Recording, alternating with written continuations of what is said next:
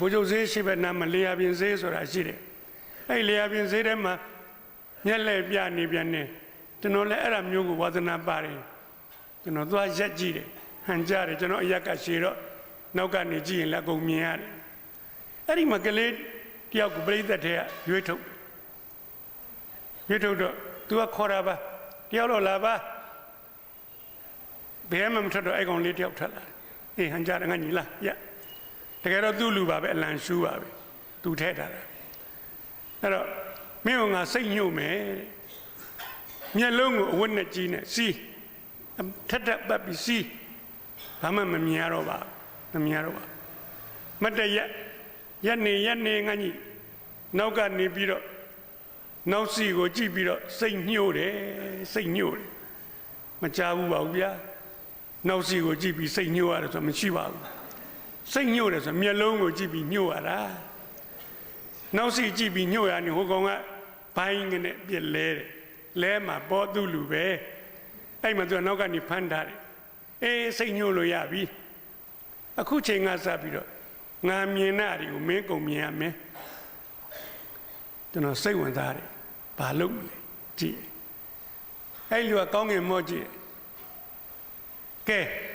အခုကောင်းငင်မှာငှက်ပယ်နဲ့ကောင်ရှိလဲကွအကုန်လုံးမော့ကြည့်ကြတယ်ဟိုကောင်မော့မကြည့်ပါဘူးမျက်နှာလဲဝစီထားသည်ငုံရကပဲနှစ်ကောင်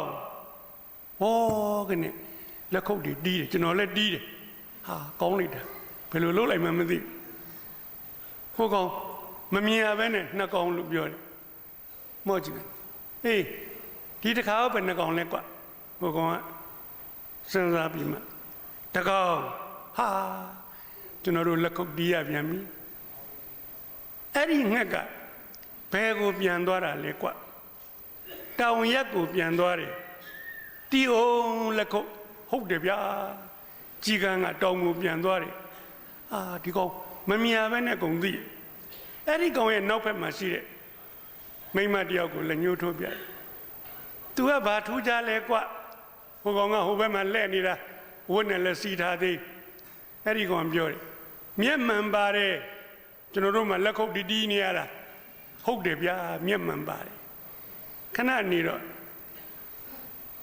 ဒီလူလက်မှာဘာရှိတယ်လဲကွစီးကလက်ရှိတယ်အကုန်မှန်နေဗျာအဲ့မှာမျက်လက်ဆရာကပြောတယ်သိကျင်သလားသိကျင်နှစ်ချက်ဟာသူကတော့မဆိုးဘူးပညာကိုရောင်းစားတာ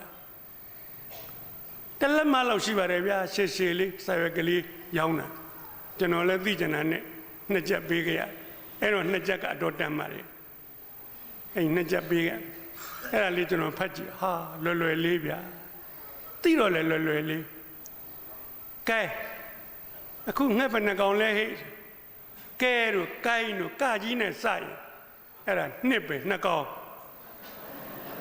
ဒီနေ့ကျွန်တော်တို့ဟိုချဲထိုးနေတဲ့နှလုံးထိုးနေတဲ့ကောင်နေဒါမြန်ကျွမ်းပါအေးအခုကဘယ်နှကောင်လဲကွအေးဆိုတော့တကောင်ဒီငှက်ကဘယ်ကိုပြန်သွားတာလဲကွအဲ့လိုမင်းရင်တော့တဲ့မင်းကဘာမှစဉ်းစားမနေနဲ့တောင်ရက်ကိုပြန်နေတာပြောလိုက်တော့ငါကအဲ့ဒီငှက်တောင်ရက်ကိုပြန်မှမေးမှာမြောက်ပြန်ရင်မမေးဘူးဘုကောင်အပိုင်မယ်သူကဘာထူးခြားတယ်လဲကွလို့မင်းမျက်မှန်ပါတယ်လို့သာဖြေလိုက်မျက်မှန်မပါတဲ့လူကငါမပြဘူးကွသူတို့ချင်းချင်းညှိထားတာဒီလူလက်မှာဘာရှိတယ်လဲစီးကလက်ရှိတဲ့လူကိုလိုက်ရှာရတာအဲ့လူတွေ့မှသူကမေးတာ